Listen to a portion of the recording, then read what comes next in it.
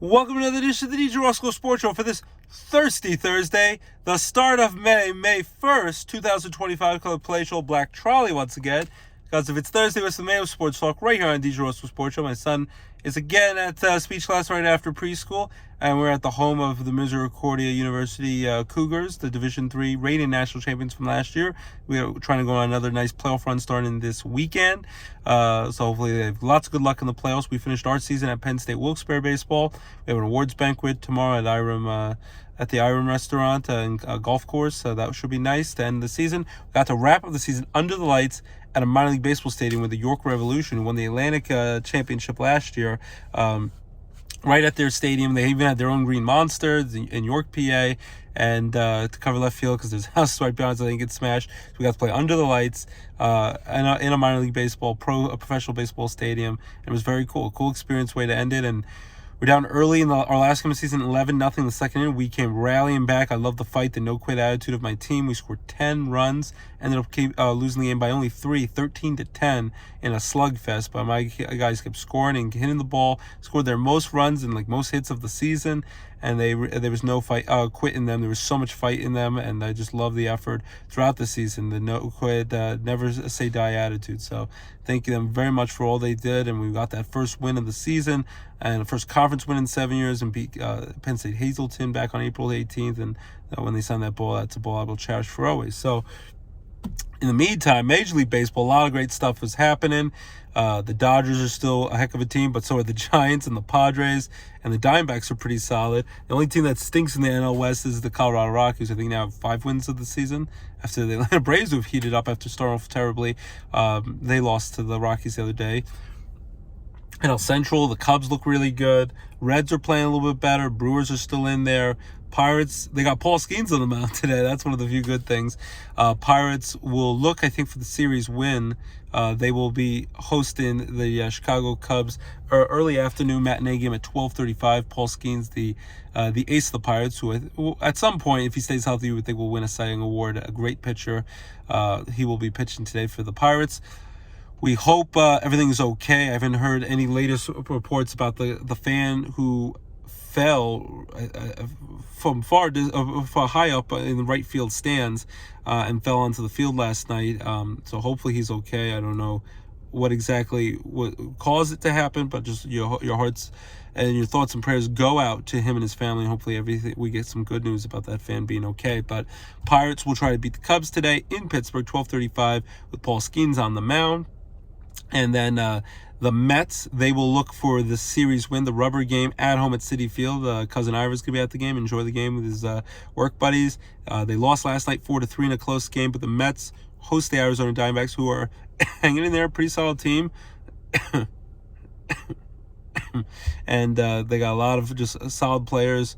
Suarez has 10 homers. Corbin Carroll is right up there with leading league in homers and is the speedster running the bases. And of course, they got Corbin Burns in the offseason. So the Diamondbacks are going to be a solid team. Just made the World Series 2 years ago. The Mets, who were the first team to 20 wins this season. I think the Dodgers got the 20-win mark yesterday. But the Mets are flying high, trying to bounce back from a close one-run loss from yesterday. On Monday, they destroyed the Nationals, and they scored, I think they won 19-5. Destroyed them, scored 20 runs, and Brandon Nimmo had 9 RBIs. Only other Met to do that, I think, was Carlos Delgado against the Yankees in the Subway Series in June of 2008. So Mets are flying high. They're trying to go for the series win today in Flushing, Queens, and the Mets are doing well. Even Juan Soto struggling at the plate hitting-wise, but he'll pick it up eventually. But Pete Alonso still crushing the ball. Francisco Lindor crushing it. Mark Vientos is starting to really pick it up. Ronald Acuna, who's the star of the Atlanta Braves, his brother, Ronald Acuna Jr.'s brother, is starting to pick it up for the Mets. And Francisco Alvarez and Jeff McNeil are back in the lineup, and Alvarez had a home run in one of his first games back with the Mets. So Mets are doing well. Sean Manaea is having bullpen, so he might be back soon, better before you know it. Clay Holmes is pitching well as a starter, and Kodai Senga's pitching well. So the Mets look red hot. And then the Phillies, they've had 2 clutch wins the last couple of nights. A walk-off wild pitch win the other day. That was a thrilling game. I think that was on Tuesday night against the Nationals. And then yesterday they ended up winning, I think, 7-2. So the Phillies trying to go for the sweep at Citizens Bank Park in Philly. And that game will be at 6:45 tonight under the lights. Phillies versus Nationals. So Phillies beating up on the Nationals, and after having some struggles, they're starting to heat up. Kyle Schwarber crushed another homer yesterday. Bryce Harper is doing well, and so the Phillies little by little are picking it up. I would think they're still going to be heard from before the season's over. But as I said, the Braves are starting to become alive again as well. Mets doing well. Pirates with Paul Skeens on the mound pitches today. Yankees are off. They had a disappointing 5-4 loss to the Orioles. Lost 2 out of 3 to the struggling Baltimore Orioles because they lost 4-3 in Game 1 on Monday. But then on Tuesday night, they had their hitting shoes on and won 15-3. And I think the first 3 guys in the lineup hit home runs that day, including Aaron Judge. Aaron Judge now has had home runs in like 3 of his last 4 games. He now tied for the Major League with 10 home runs, leads the league in RBIs with 32, and I think leads the Major League in batting average. Right now, he's hitting for the Triple Crown. He's batting like 410, 417, just bashing the ball. So Aaron Judge doing great. So hopefully he could stay healthy and pick it up. And Giancarlo Stanton, little by little, they said might be back by June. It's already May today. So they're going to have May the 4th be with you for Star Wars Day, his bobblehead at Yankee Stadium on Sunday. And little by little, he's hitting and sort of run and trying to get back. And in the meantime, Ben Rice is crushing the heck out of the ball. Jazz Chisholm hopes is okay with his side issue. Volpe's still struggling hitting the ball. Austin Wells is starting to pick it up. Bellinger hopefully will start picking it up. His defense is always there. Offensively, he had a decent series against the Orioles. And Jason DeBig is doing pretty well. But, and of course, Max Fried is pitching the heck out of the baseball. And they moved Devin Williams, who had been slumping as the closer role. Did well in 2 relief setup as the setup man in 2 back-to-back games against the Orioles the last 2 days. Getting some pressure off and maybe eventually get the closer role. But for now, Luke Weaver is going to be the closer of the Yankees. Did a great job last year when they finally pulled the plug on Clay Holmes struggling. This time, they didn't wait as long with Devin Williams with his struggles, and they kept saying last year, Clay Holmes, he's our closer no matter what. Luke Weaver is back in the closer role. He's pitching well this year. I don't think he's going to play an earned run this year. So hopefully he does well. And Devin Williams, little by little, whether it's going to stay as a setup man or eventually get back to the closer role, hopefully he builds up his confidence, throws more strikes with that fastball, so then that changeup becomes more devastating, and that changeup can get nasty. And a lot of people think he's broken ever since Pete Alonso crushed that home run off of him in the playoffs last year, the loss of the series for the Brewers. But he's going his free agent year, and Devin Williams is a heck of a pitcher. I don't think he forgot the pitch. So it was positive signs that he was starting to pick it up in Baltimore. So hopefully that goes well. So the Yankees are off today. They will be back home at Yankee Stadium against their rival Tampa Bay Rays, who they just played last week in Tampa at the George Steinbrenner Field, their minor league and spring training facility. But the Yankees will take on the Tampa Rays this Friday on May 2nd, so check them out. So Yankees have a busy week, and hopefully Aaron Judge continues bash the ball. Enjoy every moment. Don't take it for granted, because he is when healthy, one of the best hitters, right-handed hitter, left-handed hitter, whatever it is, that we'll ever see in our lifetimes, and who knows we'll ever see again in a hopefully post-steroids era, to see a guy just rewrite the record books and demolish baseballs, and now even hit for a high batting average of what he does, and plays great right field. Great to see him out of center field, which he did last year when Soto was there, and now playing tremendous right field, and has a cam for an arm, making diving catches, throwing base runners out. So it's great to see Aaron Judge do well. So and Rail Riders, we checked out our first Rail Rider game, LJ and I, got the throw on the field, and also on Sundays before the game at 12 o'clock, before the 1 o'clock game, and you get to run the bases. The kids get to do that. Went extra innings. It was 13-12. They ended up losing in 12 innings, but we got to go to our first Rail Rider game this season, LJ and I, and he got to enjoy the snow cone and the chicken tenders and fries. No bouncy house because it was too windy, but we had a good time. So the Rail Riders are on the road in Syracuse this week. They'll be back at home next week, including for Mother's Day. So if your mom wants to do something with the family and everyone enjoys it, maybe Mother's Day, that could be a possibility. Go to a Rail Rider game. I know I've done that for Father's Day, and that's a good time. So, by the way, do not forget the important women in your life, the mother of your children, your wife, your girlfriend, your mom who brought you into this world. Make sure you treat them for a nice Mother's Day. I'm planning to do well by my wife and my mom. Get them some nice gifts that we're working on, and a nice meal that you don't have to cook and worry about that, and get to be with the family. So Mother's Day is next week and 10 days away on Sunday, May 11th. So don't forget. You'll be in a big doghouse looking for Valentine's Day if you forget, or anniversary if you forget. So that's baseball talk. Basketball playoffs well underway. Some teams have knocked their opponents out. The Celtics have knocked out the Magic in the first round. The reigning champion Celtics still think they're going to probably win the championship for back-to-back years. Golden State Warriors are on the brink of knocking out the Houston Rockets, even though they are the lower seed. They did lose to the Rockets last night in Houston, so they were up 3-2, but go back home to Golden State in the Bay Area, I think, tomorrow, so they could knock them out. So I think Golden State with Jimmy Butler and Stephen Curry, that a dynamic duo re-energizing Golden State and maybe bringing back a new dynasty, or at least another run late in Stephen Curry's career in his late 30s, still shooting up those three-pointers. And Steve Kerr, great coach, and Draymond Green's there, and some other good role players. Golden State about to beat the Rockets. Tonight's a big game for the Knicks. They weren't able to get it done at home in New York at Madison Square Garden with all the celebrities there, Chris Rock and Tracy Morgan and all the other fans there. But the Knicks had another shot, this time on the road in Detroit. They won their both games on the road in Detroit over the weekend. They will take on the Detroit Pistons, who are in their first playoff series in 6 years since 2019. They will be tonight, I think 7:30. Check it out. Knicks, big win, because if they get it, because if they win, they advance to the second round. If they lose, then all the pressure's on the heavily favored Knicks, beat up and banged up. They would have to play a must-win Game 7 in New York this weekend, and all the pressure would be on them because the Pistons are playing with house money. Everyone expects the Knicks to win this series, and they were up 3-1 after a great Karl-Anthony Towns three-pointer on Game 4 to get up 3-1. So hopefully the Knicks don't blow this, and I'm hoping tonight they get it done on the road and beat the Pistons for the third time for all 3 games that they play them on the road in Detroit. They seem to have trouble closing out teams at home at the Garden with all their fans, even with all the celebrities and all the rowdy fans.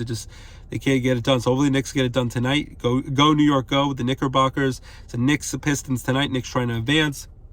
Oklahoma City Thunder already advanced. They crushed the Memphis Grizzlies. The Cleveland Cavaliers already crushed the Miami Heat to advance in the second round. And the Lakers got upset. The Minnesota Timberwolves, who made a great one with Anthony Edwards last year.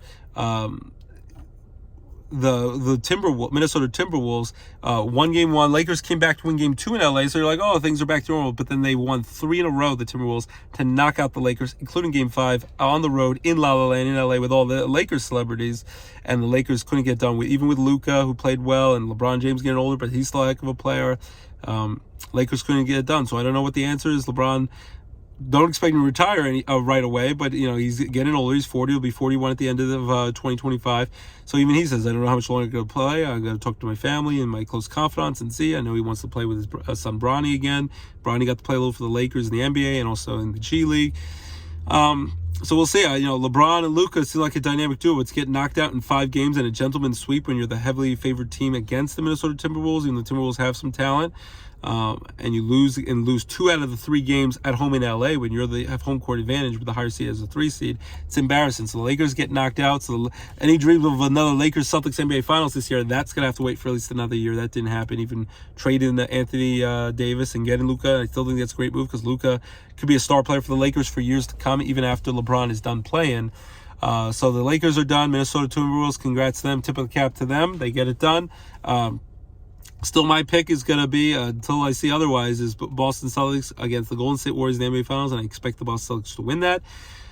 In 6 games, get revenge when they lost to the Golden State Warriors 3 years ago in the NBA Finals. And then the NHL Stanley Cup playoffs, first round, a lot of teams are knocking out their opponents. Tampa Bay Lightning got eliminated by the Florida Panthers in the Battle of the Sunshine State in Florida. Carolina Hurricanes knocked off the Devils in 5 games in double overtime in a thriller. Washington Capitals and Alex Ovechkin, the all-time leading goal scorer, breaking Wayne Gretzky's record towards the end of the regular season. They knocked out their playoff opponent. So I think it's going to be Washington versus Carolina in the second round. So my pick is still Carolina. My pick is still actually not Carolina. My pick is Washington Capitals versus the Vegas Golden Knights, and the Washington Capitals to hoist the Stanley Cup in Alex Ovechkin's record-breaking all-time goal scoring season and win his second cup like he did against the Vegas Golden Knights 7 years ago in their expansion season for Vegas in 2018. So that's the hockey.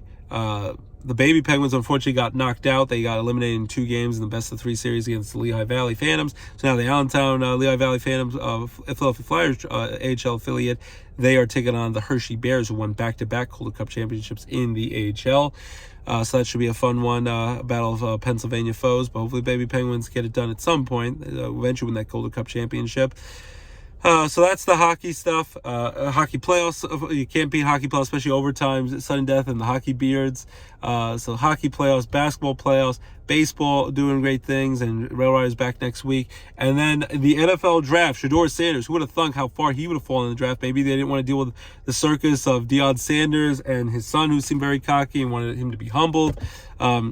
Everyone thought he'd be a high first-round pick, at one point be the top pick in the draft. He never mind Cam Ward number one pick in the draft by the Tennessee Titans. He slipped out of the first round, slipped out of day 2, rounds 2 and 3, and went in the 5th round in day 3, the final day of the draft, by the Cleveland Browns, who are just picking anyone to be quarterback because they already traded for Kenny Pickett from the Eagles.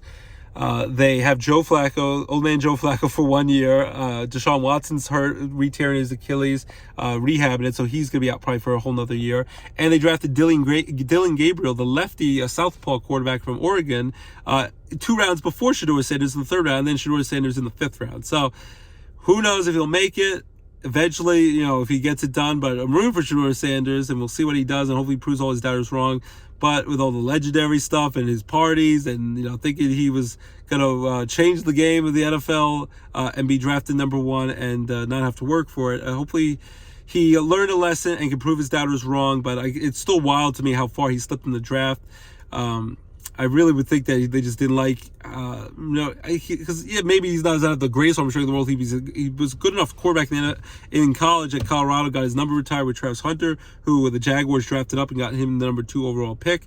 He should be a superstar. I just can't believe how far he slipped in the draft. So he's going to either prove doubters wrong or prove everyone right. Apparently the Giants were annoyed because Brian Dable gave him plays to learn and he didn't bother to even learn it before their meeting. So they traded back into the first round after, again, Abdul Carter, the star pass rusher from Penn State, other star tight end from Penn State. We wanted him to go to the Jets. He went to the Indianapolis Colts with the 14th overall pick in the first round. Great tight end from Penn State. Jets got a big-time offensive lineman, hopefully protect Justin Fields, a quarterback from Missouri. And then the Giants, after getting Abdul Carter, pass rusher, they traded back into the first round and got Jackson Dart from Mississippi. Another Mississippi quarterback like the Eli Manning was, winning Super Bowls. That worked out for them. And now he's trying to even buy a stake in the Giants ownership group. So I was interested. So when that happened, I really thought Shedeur Sanders was going, but he did not. It took him a long time to go. A lot of quarterbacks got drafted over him. Even the quarterback from Alabama got drafted before him by the Seahawks. So I was just interested to see how many guys got picked over him. Eagles got a star defensive player from Alabama. They keep getting star players from the SEC. Steelers, they later in the draft got Will Howard from Ohio State. Eagles got Kyle McCord from Syracuse. It's quarterbacks who have potential, had great runs in college, won a national championship at Ohio State, Will Howard. And then his teammate Jack Sawyer, big-time defensive player, got drafted in the 4th round by Steelers. Steelers still waiting on Aaron Rodgers to decide if he's coming to Pittsburgh. I think he will, but we'll see. And then they got a star running back out of Iowa, who replaced Najee Harris, who went to the San Diego LA Chargers. So the Steelers got some nice players in the draft. Also got a defensive tackle from Oregon. Hopefully he gets it done. Very emotional. His mother had a stroke and passed away right after he got drafted, but he got to say goodbye to her in the hospital and tell her that he was drafted. So that's a very emotional moment. So the Steelers did pretty well in the draft. Giants also got Scatterbo from Arizona State, the star running back who can run people over. Love the motor and the desire and passion he plays with. So Giants seem to do pretty well in the draft. The Jets seem to do pretty well because they also got Mason Taylor, Jason Taylor's son, the star Hall of Fame defensive pass rusher from Miami Dolphins. Also media personality Joy Taylor's nephew. But Mason Taylor out of LSU is going to be a tight end for the Jets. So the Jets seem to do well. The Giants seem to do well, especially if Jackson Dart pans out. And I think Abdul Carter will do great coming out of Penn State as a star pass rusher. Eagles seem to always do well. Steelers did pretty well. It's yet to see who's going to be who's going to end up being blamed, didn't do well in the draft, and all that stuff. But we'll know soon. May 14th, next Wednesday, a week from this Wednesday, we will get the NFL schedule. We'll break that down and get ready for some football. And the Steelers, Pittsburgh gets to host the NFL draft next year. So football will be back before you know it. And then movies, watch the Thunderbolts Marvel movie, comes out this Friday. Accountant 2 looks great. Sinners looks great from Ryan Coogler, Michael B. Jordan. A lot of great movies. Minecraft still doing great. TV shows wrapping up for the season. Keep locked, DJ Roscoe Sports Show. Your home for all your hit sports and entertainment talk right here, DJ Roscoe Sports Show. Have a great weekend, everyone. Take care.